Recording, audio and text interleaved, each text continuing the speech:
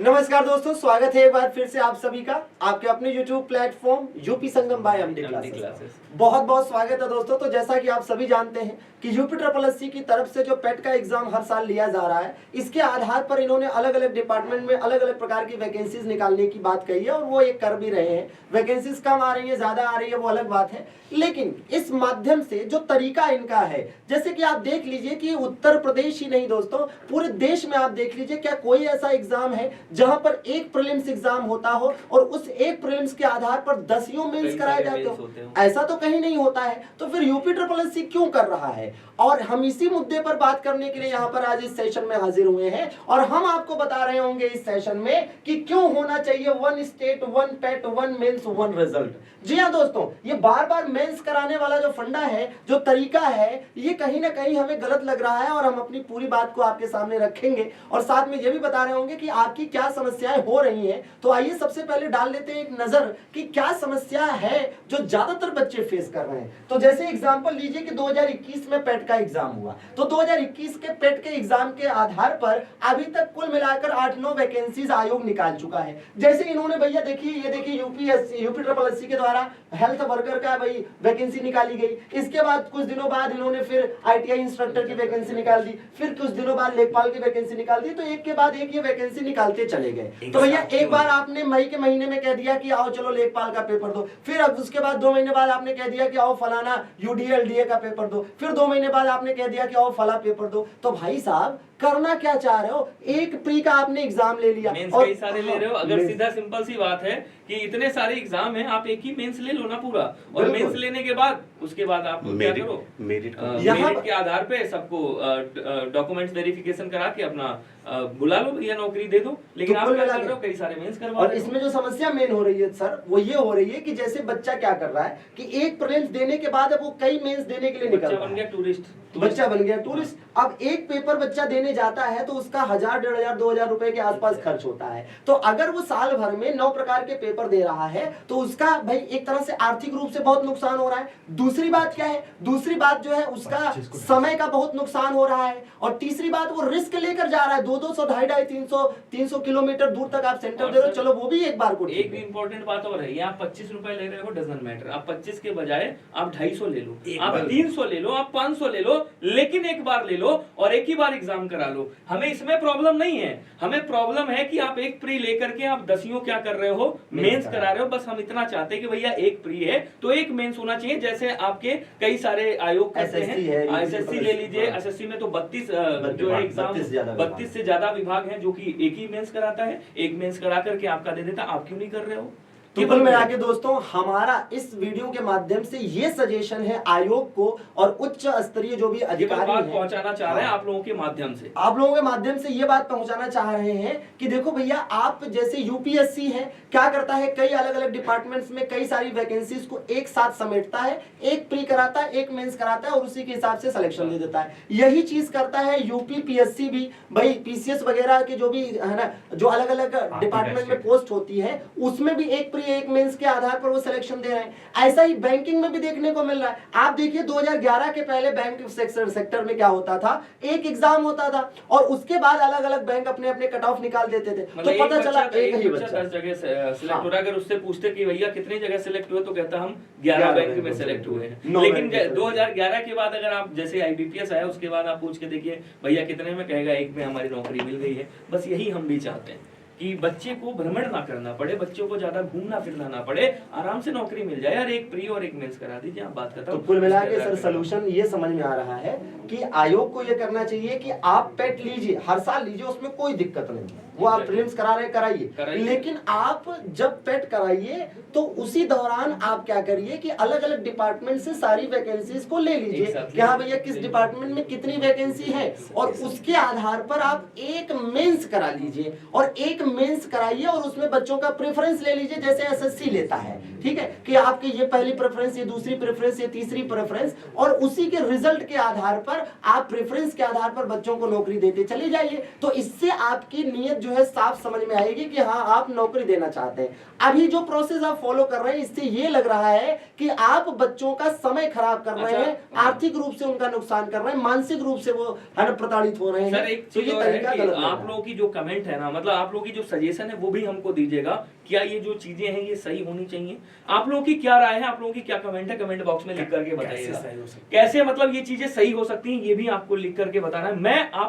हम सब आपकी आवाज बनना चाहते हैं, आप हमारी आवाज बनिए। जितने बढ़िया बड़े बड़े प्लेटफॉर्म हैं, बड़ी बड़ी जगह हैं, आप वीडियो को शेयर करिए। और ये जो आवाज है ना, ये जो आला अफसर है वहां के आपके आयोग के, यूपीट्रिपलएससी लखनऊ के, उन तक ये बात पहुंचनी चाहिए कि भैया हम समस्या से गुजर रहे हैं और ये समस्या का समाधान होना चाहिए। और ये इतने आसानी से हो सकता है क्योंकि और आयोग और प्रदेश में चले जाइए आप और आयोग को देख लीजिए, वो सब इस समस्या का समाधान कर चुके हैं ऑलरेडी। तो आप क्यों नहीं कर रहे हैं? या तो आप कहीं ना कहीं से आपके अंदर कमी है, या तो आप उन चीजों को सुधारना नहीं चाहते, या तो आपने हमको बैंडबाजा समझ रखा है, आप हमको बजाते हुए जा रहे हैं। ठीक है ना सर? बताता हूं मैं आपको, यूपी पीसीएस का देखा है आपने, अभी मैंने यहाँ पे लगाया था, कई सारी वैकेंसीज हैं जो एक ही मतलब आपने देखा होगा 13 से 14 से ज्यादा विभाग हैं जो एक ही क्या करते हैं, एक ही प्री करवाया, एक आपका क्या करवाया, मेंस करवाया। यहाँ पे मैं आपको दिखा रहा हूँ, देखिए ये कितने विभाग हैं। मतलब यहाँ पे एक वैकेंसी निकाल दी इन्होंने, उसके बाद district administrative officer, revenue audit और पता नहीं तमाम कौन कौन से एग्जाम है यहाँ पे, जिसका केवल एक ही मेंस होना है। लेकिन यूपीट्रिपलएससी क्या कर रहा है, लेखपाल का अलग देने जाओ,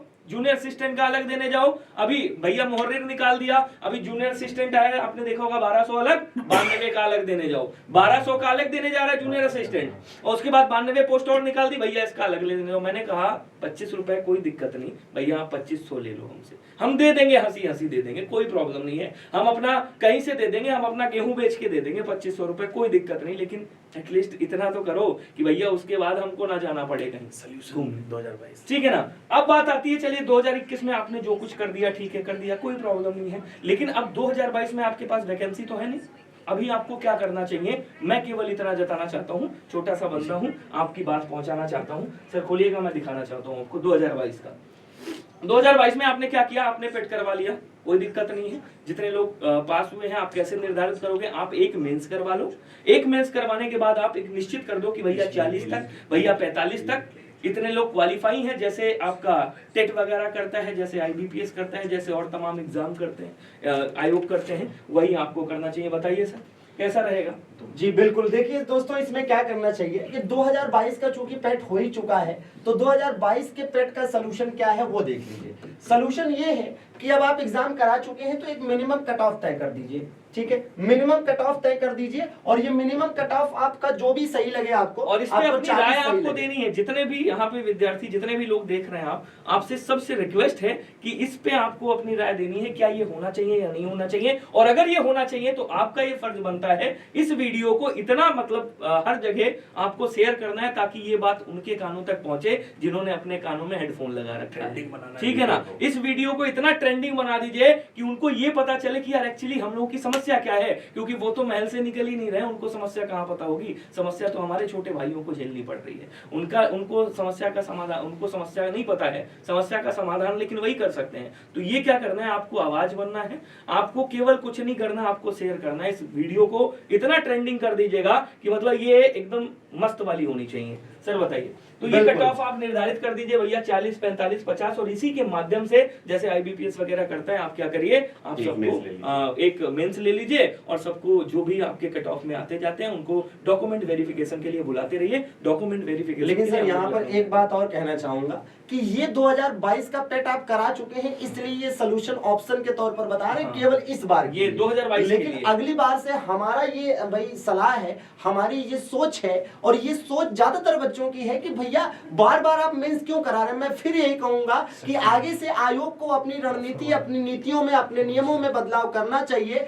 और क्या करना चाहिए? सिंपल सी बात है भैया, एक पेट करा लो, एक मेंस करा लो, सारी डिपार्टमेंट से एक साथ वैकेंसी ले लो, और बार बार ये मेंस कराने वाला जो आपका लफड़ा है इसको खत्म करो, क्योंकि हर 2 महीने पर बच्चा पेपर देने नहीं जा सकता है। और एक बात यहाँ पर, एक बात ये भी है दोस्तों कि जिनके मार्क्स आप देखेंगे कि जो भाई बच्चे जिनके मार्क्स ज्यादा आ रहे हैं वो लगातार पेपर में बैठ रहे हैं, अलग अलग पेपर में, चलिए बहुत अच्छी बात है। लेकिन एक बात बताइए कि केवल एक दिन के पेपर के आधार पर क्या पूरे साल भर बच्चे को एकदम बिल्कुल बाहर कर देना किसी भी प्रकार की वैकेंसी में क्या ये सही है, क्या ये उचित है? जैसे पेट 2022 का एग्जांपल ले लीजिए, तो बहुत सारे ऐसे बच्चे रहे ना जो सेंटर तक नहीं पहुंच पाए। क्यों? क्योंकि बहुत ज्यादा भीड़ थी, या फिर साधन नहीं मिला, ठीक है, या उनके पास इतनी दूर तक जाने का पैसा नहीं था, या लड़कियों ने ज्यादातर एग्जाम छोड़े। क्यों छोड़े? क्योंकि उनके पास घर पे कोई गार्जियन ऐसा नहीं था जो उनके साथ पेपर दिलाने जा पाए, या वो हिम्मत नहीं कर पाए कि इतने दूर तक पेपर देने जाए। कई सारी समस्याएं हैं दोस्तों। तो कुल मिलाकर हम कहेंगे कि आयोग को इस पर एक समिति बनाकर बाकायदा विचार विमर्श करना चाहिए कि इन सभी समस्याओं का क्या हल होगा। और आप